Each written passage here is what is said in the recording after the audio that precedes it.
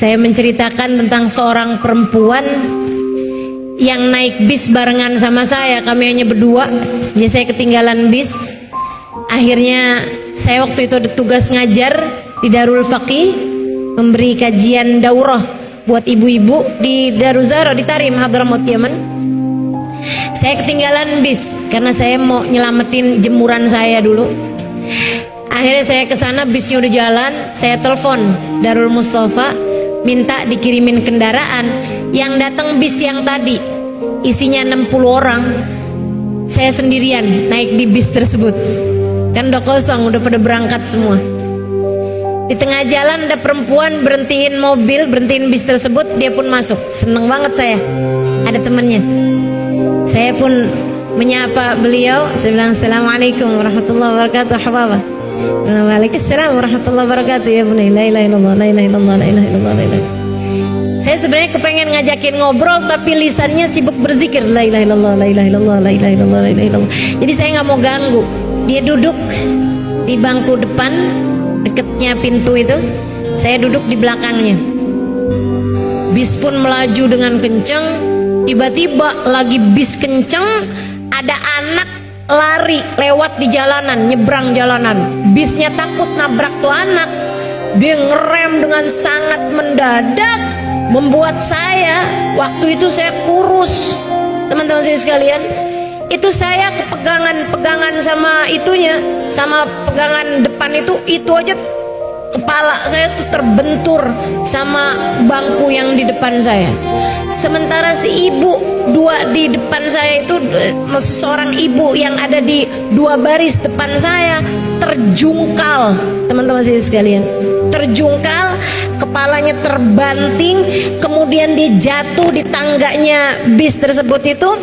Dia kayaknya mau mempertahankan diri gitu ya. Dia pegangannya bis tuh, ada tuh pegangan pintunya tuh, ternyata pegangannya itu ada besi yang menonjol sehingga masuk ke tangannya, berdarah-darah. Dia lepaskan lagi, kebanting lagi. Ketika mobil berhenti, bis tersebut berhenti, perempuan tersebut dengan darah-darah di badannya karena berdarah-darah tangannya, pas ada di depan saya perempuan tersebut dengan mulut yang tersenyum, dengan pandangan bahagia. Dia bilang, Alhamdulillah, makasih ya Allah, engkau begitu baik dan dermawan. Saya pas lihat dia senyum terus ngomong gitu, jangan-jangan ada yang kena sarafnya nih.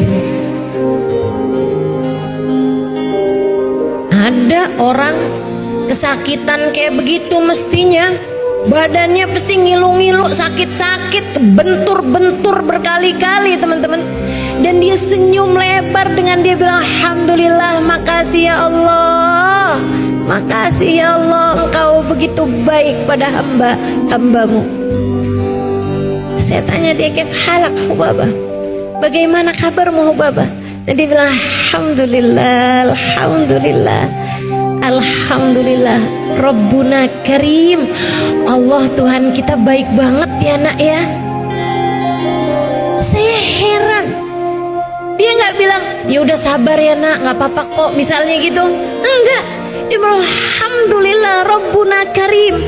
Tuhan kita baik banget ya nak ya. Saya bilang, baik gimana menurutmu?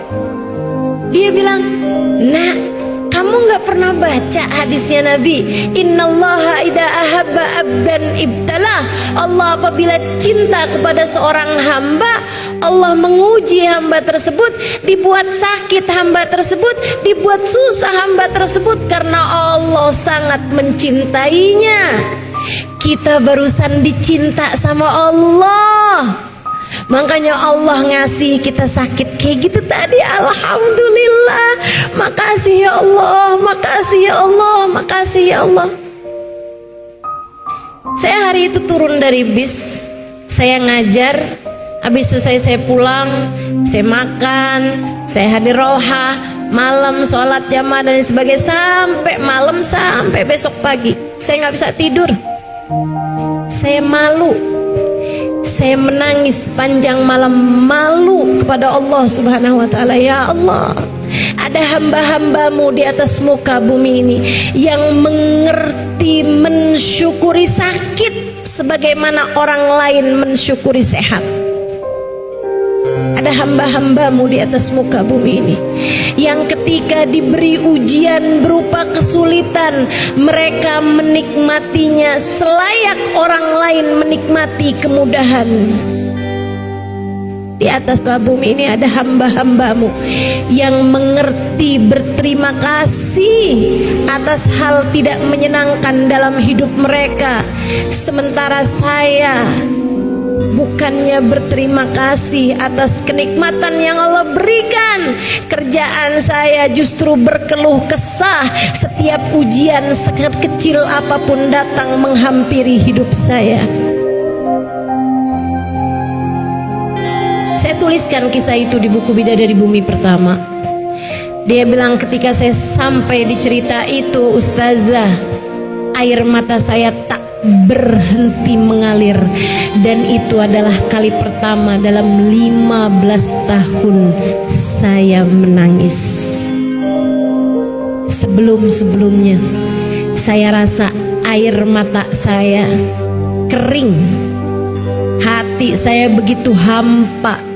Saya selalu menyalahkan Allah Subhanahu wa ta'ala atas ujian 15 tahun lalu yang datang dalam kehidupan saya.